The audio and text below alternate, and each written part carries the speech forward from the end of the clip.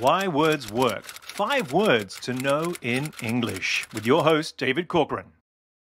Hello and welcome to this episode of Why Words Work. As you know, this series is all about finding words that we can use in our daily lives, words that maybe we don't use so often, and really giving them point and meaning. And I've interviewed many people now across this first series of Why Words Work, and today I have one final guest for you. This person is Paul Cheetham. Paul is a friend of mine, and we go back a little while in the world of which Paul is a coach in. So Paul has over 30 years of experience in HR and is now applying his skills as a coach and consultant in the world of emotional intelligence. So please welcome Paul to the studio. Paul, thanks for joining me this morning. Oh, no, thank you very much for having me along, David. And yes, it's been sort of some years now, and I've really enjoyed the chance to meet and work with you, and long may it continue. Absolutely. And so just sharing with us a little bit, Paul, so 30 years of HR, but now you're consulting for businesses in the world of emotional intelligence. What got you into that?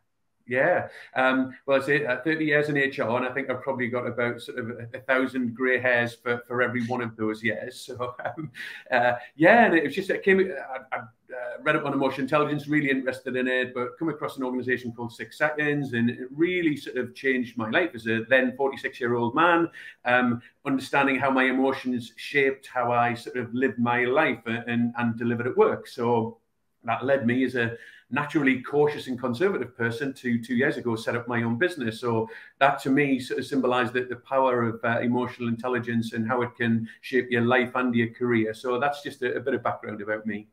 That's wonderful. Wonderful, Paul. And that's where we met, of course, back in 2017 through 6 Seconds. And yeah, so let's see now how these words, your 5 words, shape your life. So this is the whole point about why words work, really. So your first word is fine, good or good enough, acceptable, satisfactory. Tell us about that, Paul. Yeah, and I think I guess the traditional sort of version of fine was almost a sense of like of real good quality. Somebody had fine clothes. It meant it was quite delicate. And fine also means sort of like thin, as if like people have spent time sort of really crafting something. So I guess that feels like the traditional word. But I think in sort of common usage, fine just means good or good enough. So if you can imagine, I don't know, you submitted a report to somebody and they said, oh yeah, how was that? It was fine. Or you had a meal and it's like, cooked a meal and your wife said, oh, it's fine. Okay, there's something lacking there. It's just acceptable and okay. And just, I guess in business, I started to notice people saying fine a lot. And with that emotional intelligence, I guess, mentality to it, was like, fine, really? Are you sure? Is everything okay? The best acronym I actually heard around the word fine is it stands for feelings inside not expressed. Oh, I like that.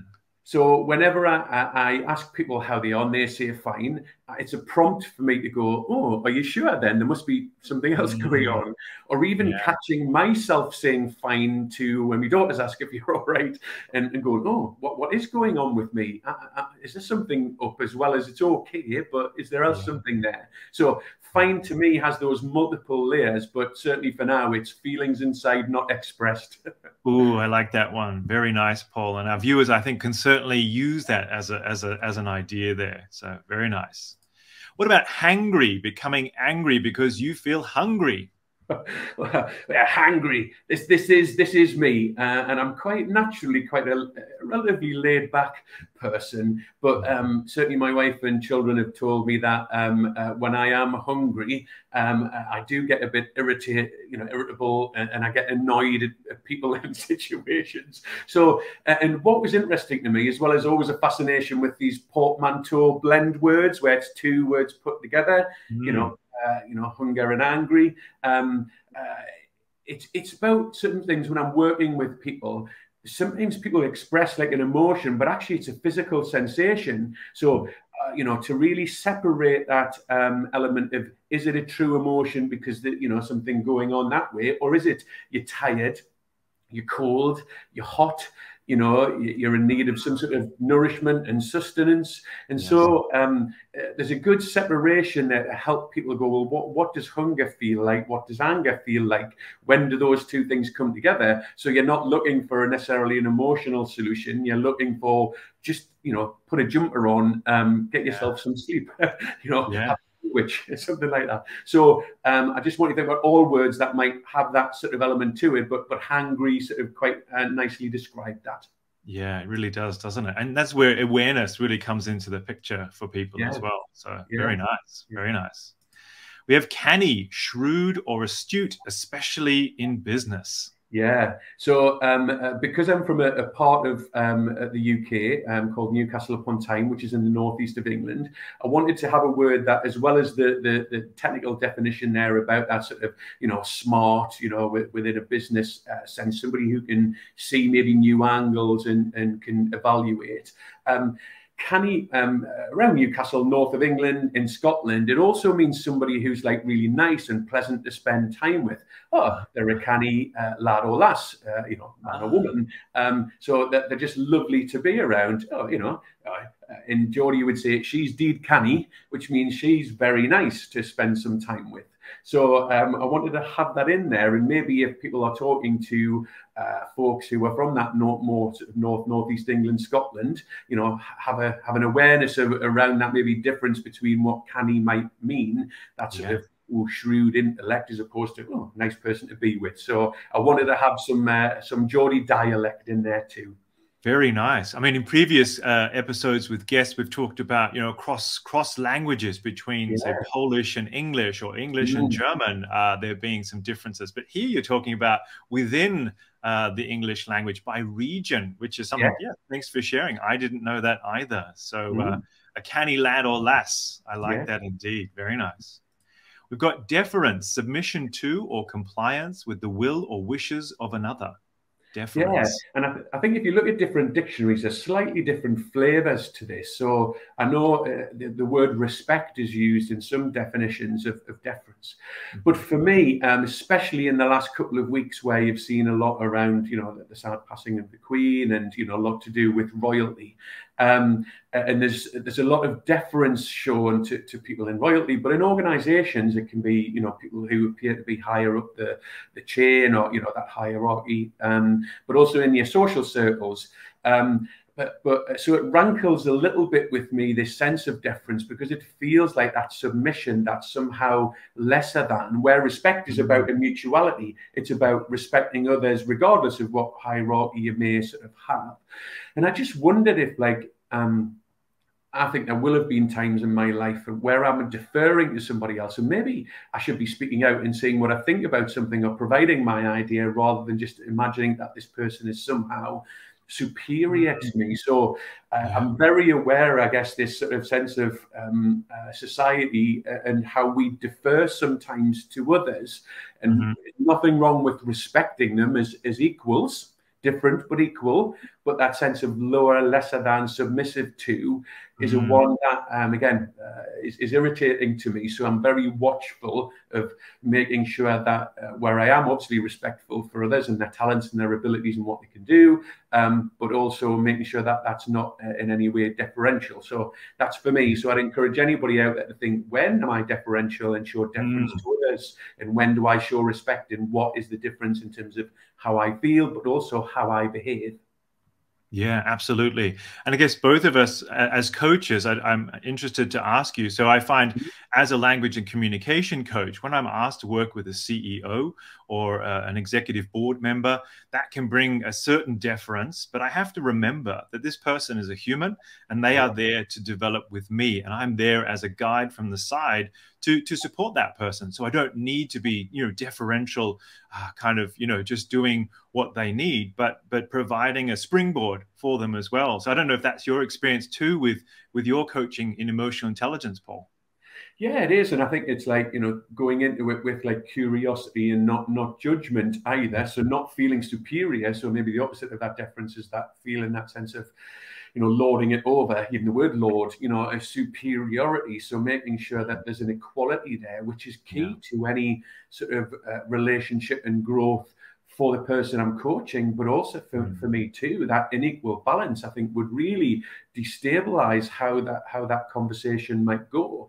And I think it's probably a little bit easier within a coaching environment because it's a little bit, constructed, where if you're just out with a group of friends or you're in with your family, it's like, where do you defer to people because maybe they happen to be older than you, for example, because they've lived more, and you can be respectful of their experience. Yes. But when, hey, I've got my children who I'm sure there's times are much wiser than I am. Yeah. And so the last thing I'd want is for them to be deferent to me if they knew better in that particular situation. So that's why I think it's really important to be aware of this thing and when it's at play.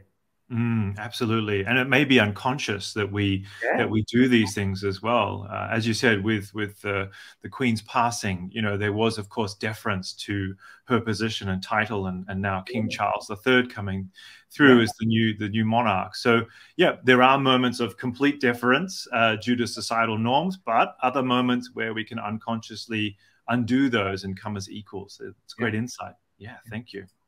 Joyful, full of joy, elated. What a nice word. Why did you pick this one, Paul? Wow. I was going to pick joy at first, but then I wanted to pick joyful. So when I started my emotional intelligence journey, one of the things that I was sort of encouraged to do was create a purpose, a noble goal. And the one that I ended up coming up with, having looked at not just my work, but actually what I want to provide in life, what I want to give back to the people that I know and live and exist with, is to give joy. And I like to keep that sort of really simple. And there's a sense where I like to be full of joy. And this is where you have that warmth, those moments where you have it from the tips of your toes to the top of your head. And even you feel like it's sort of that aura it's projecting out in order that other people can sort of find their joy too. So in a work sense, when I guess you can see people flourishing and really finding things that are making their lives much richer and their communities and their work much richer, certainly, is joyful for them, but it's also joyful for me too. But even in a personal way, I know, like when I get up and, and I do a bit of karaoke now and again, and whilst my tone might not always be the best, hopefully there's a joyfulness and an enthusiasm there that other people can latch onto and they can share in some of that. So almost this just sort of being imbued with joy, I think is such a powerful thing that I wanted to leave this as the last one. And I just want to invite anybody who's listening to go, when was the last time you were joyful? And maybe just to sit and remember that and almost get not just the memory, but the sensation of feeling full of joy. Yeah, that's really wonderful. That's really actioning emotional intelligence, isn't it? It's a tip that you've given our viewers there to think about how can you really put something into action and remembering that and feeling those emotions again.